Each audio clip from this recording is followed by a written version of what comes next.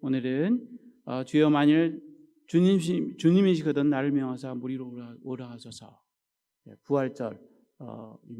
이 부활절에 하나님 앞에 우리 예배를 드리면서 우리 인사를 아마 있는 곳에서 아니면 조용히 카페에서 옆에 사람 듣지 않게 예수님 부활하셨습니다. 얼마나 기쁜 얘기입니까? 예수님 부활하셨습니다 라고 우리가 얘기하고, 그 부활하신 예수님께서 만일 주님 당신이 부활하셨다면 이 전 세계의 암흑처럼 이 우리를 누르고 있는 이 코로나의 죽음의 바다 가운데서 우리가 무리를 이 죽음의 바다를 건너서 주님께 가게 해주시옵소서. 그렇게 우리가 고백하면서 오늘 말씀을 함께 나누고자 합니다. 주님, 만일 당신께서 부활하신 주님이시라면 우리를 명하사 이 코로나의 어두운 죽음의 바다를 건너서 주님께 나아가게 해주시옵소서. 사랑하는 우리 목신대원 여러분, 그리고 아마 우리 한민족 대학원 학생들이 같이 예배를 보게 될 텐데, 예배를 우리가 드리게 되면서 이 어려운 가운데 여러분들이 함께 이 예배 시간에 모여서 예배하게 되심을 감사하고, 또 이렇게 우리가 전혀 가보지 않은 새로운 길을 우리 함께 만들어서 하나님 앞에 이 예배하고 하나님께 예를 가져서 하나님을 찾아가는 이 일에 우리가 조금도 흐트러짐 없이 이렇게 준비하게 된 것을 또 감사하게 생각합니다. 이사야 43장에 보면 이런 얘기가 나옵니다. 보라, 내가 새 일을 행하리니 이제 나타났으니 너희가 보고 압니다.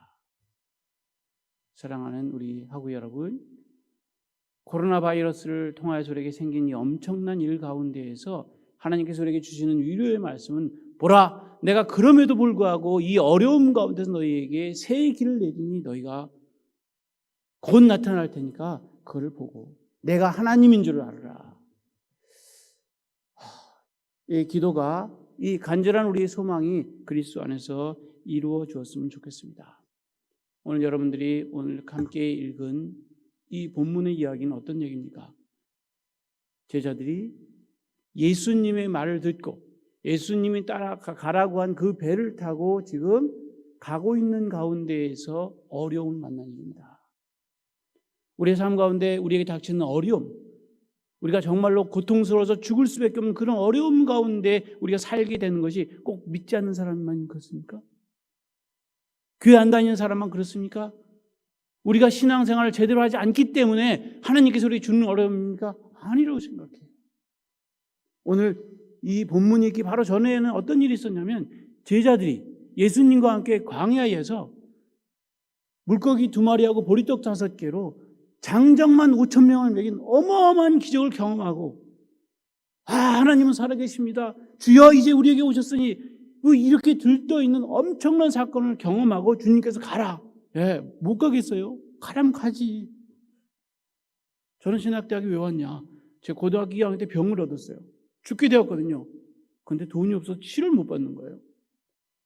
사망 선고를 받았습니다.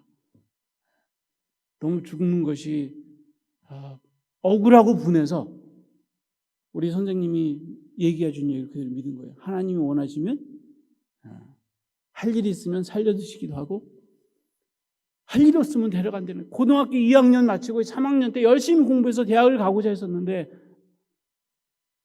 그래서 저는 선택의 여지가 없어서 기도했어요. 하나님, 저는 방언받고 세례받고 방언 세례받고 너무 열심히 할렐루야 살아가고 있었는데 갑자기 병이 생겨가지고 이제 죽음 앞에 놓여 있는 거예요. 그 순간 선생님이 전해주었던 그 한마디, 창현아 기도해. 하나님은 일이 있으면, 필요한 일이 있으면 너 살려주신대. 아니요, 정말 저는 성령 세례 받고, 너무 성령 세례 그냥 받은 게 아니라 주여 주시옵소서 그런 게 아니라, 그 선생님 따라서 잘못 기도원에 갔다가 그 기도원에서 갑자기 생각지도 않았던 말이 터지게 되면서부터 삶이 완전히 변하고 뒤집어진 거예요. 그러니 맨날 새벽 기도 나오고 철야하고 이렇게 전도하고 이렇게 열심히 살았는데 갑자기 어느 날 저에게 간염이라는 병이 생겨가지고 치료받으면 낫는데 우리 집은 어려워가지고 치료할 수가 없는 거예요. 그러니까 우리 동네는 그렇게 죽은 애들이 많이 있었기 때문에 그냥 죽어가는 거예요. 네, 그렇게 열심히 살았는데도 하나님이 우리에게 병을 주시더라고요. 네. 여러분 살면서 무리를 걸어야 되는, 폭풍 치는 그 무리를 거뎌야 되는 그런 어려운 상황에 직면해 보신 분 계십니까? 그리고 만약 이 자리에 앉아 있다고 생각을 하면 한번 생각해 보세요. 하나님께서 어떠한 은혜로 오늘 이 자리에 서게 하였는가? 어려움은 다 같이 옵니다. 생각해 보세요. 코로나 바이러스가 믿지 않는 사람에게 옵니까? 착각하지 마세요. 어떤 사람들은 처음에 신천지가 코로나 바이러스를 전하니까 하나님께서 이단을 처리한다고 그랬죠. 하나님이 이단 처리하기 위해서 코로나 바이러스를 주었다고 그러면 그게 말이 됩니까? 아니요. 예배가 너무 그리워서 주일마다 주일 예배 드려야 되는 것이 너무나 드리고 싶어서 평생 한 번도 빠진 적이 없기 때문에 예배 참석한 거잖아요. 목사님도 주일 예배를 안식일을 한 번도 범해 본 적이 없었기 때문에 예배를 그만두라고 그러니까 하늘이 무너지는 것 같잖아요. 어떻게 예배를 안 드립니까? 그래서 죽더라도 예배를 드린 거예요. 전쟁 때도 우리가 드리지 않은 적이 없고 우리가 일제 때도 드리지 않은 적이 없고 그래서 예배를 드린 거라고요. 그런데 그 전능하신 하나님께서 예배 드린 사람만 좀 이렇게 싹 지나가게 하면 얼마나 좋습니까? 그러나 현실은 예배 드렸기 때문에 그 장소에서 코로나 바이러스 걸린 거 아닙니까? 예수의 말을 듣고 예수는 그 시간에 기도하고 있었대요. 예수님께서 기도하고 있는 그 순간에도 심지어 우리는 삶의 어려움을 겪어서 죽을 수도 있다. 이게 오늘 코로나 바이러스를 당하고 있는 우리들의 현실 아닙니까? 믿는 사람이든 안 믿는 사람이든 모든 사람에게 코로나 바이러스가 우리를 생명을 위협하고 있는 그런 상황 속에서 우리가 있다. 네, 어려움, 믿지 않는 사람에게 믿는 것이 아니라 모든 사람들에게 배 타고 육지에서 멀리 떨어져 있으면 풍랑을 만나면 누구나 당하는 겁니다. 지금 우리가 당하고 있는 겁니다. 사랑하는 우리 하고 여러분. 그러나 예수 믿는다고 하는 것은 무엇이냐? 보라 내가 새 일을 행하리니 너가 곧 일어날 테니 너희가 보라. 응? 사랑하는 우리 하고 여러분. 바로 그거죠. 예수 부활하셨다. 세상에 아무도 경험하지 못하고 듣도 보지도 못한 그 새 일을 하나님께서 부활이라고 하는 것들 우리에게 보여주셨어요. 왜요? 그렇게 산 청년이 그렇게 어머니한테 태어나서 그 서름을 가지고 살아가면서 하나님의 아들이라는 생각을 가지고 세상을 구원한다는 생각을 가지고 살았던 그 아들이 이 세상 속에서는 십자가에 달려 죽는 거예요. 이게 말이 됩니까? 그렇게 기사와 이적을 많이 일으키고 가난한 사람들을 도와가면서 오늘도 보세요. 장정만 5천 명이 모이는 어마어마한 집회를 했으면 그 어마어마한 집회 한 2만 명 되거든요. 2만 명을 제자들 12명에게 너희 수고했다. 그래 이쪽 앉은 사람은 베드로, 이쪽은 안드레. 이렇게 해서 교회 하나씩 띄워줬으면 그 교회 가지고 아니요. 근데 예수님은 안 그러셨대요. 세상에 이렇게 멋있는 예수가 어디 있어요? 교회 분립개척한다고요? 아니요. 예수님은 이미 그때 우리에게 보여줄 것은 다 보여준 엄청난 사람이었어요. 그리고 제자들에게 혹시 몇 명 데리고 개척교회 할까 봐 배 타고 떠나라 그런 거예요. 그런데 그 예수 말 안 듣습니까? 가고 있었어요. 그 몇 명 데리고 좀 뭔가 해보고 싶었는데 그런데 어려움을 당하더라고요. 사랑하는 하고 여러분, 어려움은 누구나 당합니다. 그러나 그 어려움 속에서 그리스도에게 우리에게 주는 메시지는 뭐냐? 어려움을 당하면 모든 사람이 두려움 가운데서 신을 찾더라. 세상의 문제로 해결할 수 없는 그 상황 속에는 누구든지 다 신을 찾더라. 네. 신을 찾는 사람들은 기도하게 되어 있고 그 어려움 가운데 해결할 수 없는 이제는 죽겠구나라는 두려움과 함께 뭔가를 눈에 보이는 걸 찾는 거예요. 그 어둠 속에서. 생각해 보세요. 예수님이 뚜벅뚜벅 걸어오는데 제자들이 뭐라고 그러대요? 꼭 무슨 일 있으면 그런 사람 있잖아요. 아무도 안 놀래 혼자 와! 그 옆에 사람까지 자기는 하나도 안 놀래고 보고 있었는데 옆에 사람이 놀래고 같이 놀래요. 귀신이다, 유령이다. 그러니까 대부분 사람들은 예수와 12제자만 배 타지 않았거든요. 그분들이 자가용 배 타고 다니는 사람들이 아니었거든요. 그러니까 다른 배 같이 탄 거예요. 그러니까 제자들이 예수의 제자들이 그것도 저기서 예수님이 오는데 거기서 그런 소리 지를 일이에요. 주님께서 우리를 구원하시다니까 환난과 핍박 가운데 묵시키 성도는 신앙 지켰네. 이렇게 했으면 웨슬리가 그거 보고 뒤집어진 거 아니에요. 모라비안 사람들은 저렇구나. 근데 예수의 12 제자들도 그 짓을 못한 거야. 딱 보니까 뭐가 나타나는데 풍랑 가운데 나타났다니까 유령이다. 전세가 다 죽을 것처럼 곧 이 세계가 코로나 바이러스에 망할 것처럼 어려운 상황. 우리 아들이 독일에 살고 있는데 떵떵거리고 독일은 굉장한 것처럼 얘기했는데요. 가장 안전한 나라, 아빠의 나라로 돌아왔어요. 사랑하는 우리 학우 여러분, 누구나 당하는 어려움 가운데서 사람들은 신을 찾고 뭔가 도움을 청하는데 그 신을 찾고 도움을 찾는 사람들에게 제일 먼저 손을 내미는 건 예수가 아니라 귀신입니다. 예수가 나타나도 우리는 귀신으로 보게 되면 그게 귀신인 거예요. 하나님께서 얘기하는 건 이 어려움 속에서 이 풍랑을 만나서 다 죽게 되어 있는 이 사람들 가운데서 우리가 새 길을 내기 원합니다. 목회가 뭡니까? 이 세상 사람들이 추구하는 그런 삶 가운데서 우리에게 하나님께서 하나님을 찾아가는 새로운 길을 만들려는 게 목회인 거예요. 아무도 가보지 않는 길, 이 길 가운데서 우리가 어떻게 예배하고 어떻게 살아가야 되는가? 코로나 생각한 적이 없잖아요. 그러니까 주일하는 예배 드린 거예요. 사람들 모이면 가까이서 다. 독일 사람은요, 제가 갔더니 기침을 이렇게 에치 이러면 맞아 죽습니다. 그게 에치 그랬다가는 근데 어떻게 합니까? 이렇게 이렇게 기침을 해요. 쟤들은 정말 참 우습다. 그런데 제가 생각해 보니까 이제 생각해 보니까 그 사람들은 패스트를 겪었던 민족이기 때문에 아마 그때부터 그랬을 것 같아요. 우리도 바뀌겠죠? 바뀔 겁니다. 그 어려움 가운데서 사람들이 어떻게 살아가는가? 세상 사람들은 신의 이름을 부르고 세상 사람들은 그 두려움 가운데서 귀신을 보고 귀신에게 살려달라고 아우성을 칩니다. 바로 그때 우리가 할 수 있는 일, 주여 나를 명하사 무리로 걷게 하소서. 많은 제자들이 있었어요. 근데 그 가운데 단 한 사람 베드로, 이 사람이 만일 주님 당신이 주님이거든 나를 명하사 무리로 걷게 하소서. 이게 믿음입니다.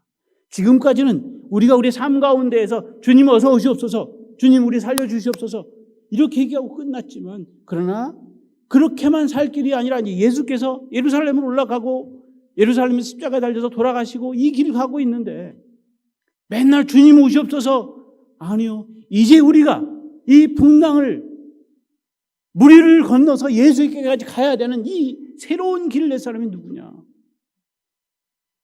아무도 가보지 않은 이 어려움 가운데서. 그래서 우리 인터넷이라고 하는 것을 생각해 보세요. 영상은요, 세상 사람들 거였어요. 거기엔 세상 사람들이 24시간 영상을 보면서 거기서 세바시 15분 이거 가지고 이런 세상 속에서 교회가 지금까지 경제한 건 뭡니까? 목사님 설교 30분 1시간을 거기다 내놓은 거예요. 그래서 봐라, 아브라함이 어쩌고 베드로가 어쩌고. 아니, 교회 다니는 사람이 알지만 교회 안 다니는 사람이 알아요. 몰라. 근데 그거 내놓고 사람들 은혜 받으래. 아니요, 못 받았어요. 그런데 이제 하나님께서 교회 안에 갇혀있는 우리를 어디로요? 세상 속으로 밀어 넣은 거예요. 온난 세상으로 밀어 넣은 거라고. 지금 주님이 우리에게 임하시옵소서라고 하는 그 은혜가 어떤 때는 이걸 영상을 녹화해가지고 다른 사람들을 볼 수 있는 그 시간에 하나님이 임해야 되는 컨텐츠를 우리가 만들어야 되는 답답한 세상이 있는 거예요. 안 할 겁니까? 해야 되는 거예요. 모든 사람들은 앉아가지고 불평불만하고 있을 때, 아니요, 하나님 우리에게 주신 거는 이때도 너희가 세상 사람들을 만날 수 있는 교회에 갇혀있는 우리를 하나님께서 세상으로 내니다. 그 안에서 우리가 무엇을 해야 될까? 저는 요즘 은혜 받는 게요, 인터넷 보면서 목사님들 설교나 교회 가지고는 별로 은혜를 못 받아요. 교회에서 하는 걸 이렇게 영상으로 본다는 게 좀 그래요. 여러분도 그럴 거예요. 근데요, 어린이 예배 전부 그림, 동화, 영상 그러는데 딱 보고 있다가 정말 만화영화 보는 것처럼 빨려 들어가가지고 예수님이 딱 나타나니까 이게 정말 최고다. 네, 바뀌어야 돼요. 지금 저는 이렇게 말 가지고 사람들을 컨택해가지고, 그거는 세바시가 훨씬 잘합니다. 그거 배우셔야 돼요. 마이크 꼭 왔다 갔다 하면서 내 삶이 어떻게 됐는데 뭐 이러면 받아들일 수 있는데, 아니요. 사람들이 요즘 그래서 바뀌더라고요. 사람들이 특성을 어떻게 합니까? 여기 서서 안 하고 각 집에서 똑같은 노래를 부르는 영상들을 모아가지고 한 사람이 이렇게 지휘하면서 막 이렇게 오케스트라 이렇게 하는 것처럼 해가지고 보내더라고요. 한국인 사람 심지어는 미국 외국인 사람과 다 참여해가지고 바뀌잖아요. 그 어떤 사람들이 보고 안 믿는 사람들도 거기다 클릭을 하는 거예요. 괜찮다. 근데 우리끼리 모여서 드리던 예배를 여기다가 이름표를 이 교인 이름표를 다 써놓고 하얗게 만들어 놓고 예배를 드리는데 저는 모르겠어요. 나중에 신학자가 책임을 져야 될 일이지만 그게 가능합니까? 오늘 우리 성만찬 한다고 그러는데 제가 하지 말자고 그랬어요. 어떻게 성만찬을 내가 여기서 하고 있는데 앉아가지고 이러고 앉아가지고 거기서 성만찬 합니까 내가? 교회는 성스러운 것인데 그 성스러운 일은 교회는 성례를 행할 수 있기 때문에 교회가 성스러운 것이에요. 그렇기 때문에 그 성스러운 성례 누가 합니까? 여러분들이 일하는 목회가 되어야 되는 거고 목사 안수받은 사람이 2000년의 목회자 안수받은 사람이 그 전통에 따라서 성례를 드리는 거예요. 얼마나 깨끗한 마음을 준비를 가지고 이걸 합니까? 근데 이거를 집에다가 빵 갖다 놓고 앉아가지고 이렇게 하고 있더라고요. 잘 생각하세요. 포스트 코로나 19를 한번 생각해 보세요. 그럼 그때 어떻게 할 겁니까? 모여서 여기서 성찬하자고 그러면 아니 목사님 저는 집에 살 테니까 그냥 동영상 보내주세요. 모이는 교회가 얼마나 중요하고 하나님의 교회가 예배가 얼마나 중요한지를 이 시간에 우리 깨달아야 되는 거예요. 그리고 그 교회를 그 집회를 그리워하면서 이 어려움을 이겨나가야 되는데 지금 배고프다고 라면 먹으면 밥 먹을 때 되냐고요. 그게 안 들어가잖아. 지금은 우리가 참잠히 기도하면서 뭔가 신앙을 잃지 않고 하는 게 기도하면서 예배, 진정한 예배가 무엇이었던지 사람과 사람이 만나서 함께 찬양하는 것이 어떤 것이었던지 함께 식탁을 나누는 것이 어떤 의미였는지 예루살렘의 사람들이 모여가지고 매일 모이기를 즐거워하고 가르침을 즐겨하고 떡을 나누고 모이면 이게 누가 해친 거예요? 우리가 해친 거예요. 그럴 수 있는 상황들을 만든 걸 우리가 변화시킨 거잖아요. 저는 좀 돌아다니면서 하늘을 쳐다보는데 할렐루야 너무 아름다워. 왜요? 공장이 안 돌아가고 중국과 인도의 공장이 안 돌아가니까 하늘이 이렇게 맑은 적이 없었거든요. 하나님이 풍랑을 통해서 우리에게 뭔가 가르쳐 주는 겁니다. 이때 사랑하는 우리 하구 여러분, 우리가 해야 될 새로운 길을 어떻게 낼 것인가 고민하시기 바랍니다. 그러니까 본질적인 것을 잊어버리면 안 되죠. 우리는 그 풍랑 가운데서도 주님을 바라봐야 되는 거예요. 그 풍랑 가운데서도 예수님만 바라봐야 되는 거예요. 그래서 그 예수님이 세상을 이겨가는 것을 우리가 스스로 보여야 되는 거예요. 미치지 않았으면 왜 풍랑을 만났는데 거기서 무리를 왜 걸어요? 그냥 주님 오시옵소서 그러면 되는데. 그러나 세상에는 그런 사람들이 있어야 됩니다. 길을 가면 남이 가는 길만 걸어가는 사람들이 있어요. 평생 보통 사람들 그렇게 살아갑니다. 습관적으로 관습에 따라서. 그러나 새로운 시대는 새로운 사람을 요구합니다. 여기 앉아 계신 여러분, 그리고 각 자기의 삶의 영역 속에서 이 말씀을 듣고 함께 나누는 여러분들에게 부탁합니다. 코로나 바이러스 이후에 한국 교회는 변할 거예요. 변화될 수밖에 없어요. 저는 고민해요. 좀 어떻게 하나? 어떻게 하나? 가정 예배를 들어보니까요. 지금 여기 음악에 맞춰서 나오는 것처럼 그 음악에 맞춰서 둘이 노래를 부르면 노래가 안 나와요. 옆집에서 신고 들어오고. 그러니까 돼요? 따르게 불러도 찬양하라 내 영혼아 이렇게 찬양하라 내 영혼아 옆에서 맞아요. 금방 저기 방송 나와요. 아니요. 거기서는 그렇게 부르는 게 아니죠. 그냥 없이 찬양하라 내 영혼아 서로 얼굴을 마주 보면서 그 사람이 소리 내는 거에 따라가면서 이야기하고 그럴 수 있는 거예요. 그리고 거기서 둘이 헌금하면 되잖아요. 예배에는 다 들어갈 요소가 있으니까 헌금해야 돼요. 저는 옆에 사람이 보지 않으니까 1,000원짜리 한 장 낼 수 있었어요. 500원 내기는 그냥 넣기도 했는데 이제 둘이 보고 있으니까 헌금해야 돼, 안 해야 돼요? 해야 됩니다. 그리고 헌금 어떻게 써야 되는지 우리가 알잖아요. 교회요? 그냥 돌아가는 거 아닙니다. 헌금 있어야 됩니다. 헌금 있어야 돼요. 그러나 그 헌금이 어떻게 쓰여지는지에 대한 거는 아무도 모르잖아요. 뭔가 변해야 된다면 지금 이 어려운 시기에 여러분들이 어떻게 가정예배를 드리고 우린 제자화가 안 돼가지고 가정예배를 드리지 않은 거예요. 지금까지 가정에서 아버지가 주인이라고 엄마랑 아버지만 교회 다녀서 자식들이 교회 안 다녔어. 근데 주일은 예배를 봐. 근데 어떻게 해요? 밥은 좀 이따 먹어야 되니까 일로 와서 예배 드려라 같이. 남편 교회 안 다니고 부인만 교회 다니다가 이제 영상으로 예배를 보면서 같이 하게 되잖아요. 뭔가 이렇게 새로운 기회가, 이제 교회가 흩어진 교회가 돼서 세상 속에서 예수의 이름을 외치는 사람들이 생겨나는 이런 현실 속에서 우리들이 새롭게 갈 수 있는 길을 여러분들이 정리할 수 있기를 바랍니다. 어려움은 항상 우리에게 새로운 지도자를 배출하게 만들고 어려움은 우리에게 새로운 길을 만들어 갑니다. 오늘 여러분들이 베드로를 통해서 우리가 보았다면, 주님, 이 어려움 속에서 나를 명하사 무리로 걷게 하소서. 세계를 가는 사람들은 본문 보면 알지만 절대 어렵지 않습니다. 가다가 신나고 폼 잡고 예수님 뭐라고 해요? 와라. 야, 이 자식 정신 차려, 이러지 아니고 오라고 그러시더라고요. 와라. 근데 몇 발짝 간 다음에 물에 빠지더라고요. 야, 이게 새로운 길 걷는 사람들의 어려움입니다. 그때도 베드로가 우리에게 보여준 건 실망하지 않고 낙심하지 않고 어부로서 수용을 하지 않고 손을 뻗쳐서 주여, 내가 물에 빠져 죽게 되었으니 저를 구원하소서. 예수님께서 그냥 놔뒀으면, 물에서 좀 고생하게 내비뒀으면 아마 평생 트라우마로 살았을 거예요. 근데 성경 보면 즉시 손을 잡고, 이게 신앙의 기쁨이고 이게 신앙인들이 가져야 될 수 있는 하나님의 체험입니다. 물을 걷다가 세기를 가다가 물에 빠지는 그 순간에도 내가 하나님만 바라보고 시작한 거기 때문에 수용하지 아니하고 주님, 내가 빠졌는데 죽게 되었으니 저를 구원하소서 손을 잡아주시는 예수. 배에 있던 사람도 어떻게 했을까요? 하나님이 어떤 분인지, 어마어마한 분인지, 물 위를 걷게도 하시고 베드로를, 그래서 베드로가 수제자가 된 거, 사람들이 보기에도 모든 행동이 그렇잖아요. 베드로가 된 겁니다. 물에 빠지기도 하고 손을 펼쳐서 우리가 어떻게 살아가는지 알려주고, 그리고 예수님이 온 다음에 우리 본문의 마지막에 보면 정말 재밌는 얘기가, 사람들이 절하요. 절하다는 게 예배가 예를 갖춰 절하답니다. 예수님이 배에 온다면 사람들이 뭐 했다고요? 예배드렸다. 예배는 하나님을 찾아서 그분의 예를 갖춰 절하는 거예요. 그 어려움을 통해서 배에 있는 모든 사람들이 예배했답니다. 하나님을 찾았답니다. 사랑하는 우리 하고 여러분, 이 어려움 가운데에서 우리들이 행하는 그런 행동들을 통하여서 믿지 않는 사람이, 예수는 아니라고 얘기했던 사람들이, 신천지나 예수나 똑같다고 얘기했던 그 사람들이 우리의 모습을 보고, 여러분들의 모습을 보고 변화되어지는, 그래서 한국교회가 정말 한국교회가 되어지는 아름다운 일들이 우리한테 일어나기를 바랍니다. 주여, 만일 당신이 주님이시거든 나를 명하사 무리로 걷게 하소서.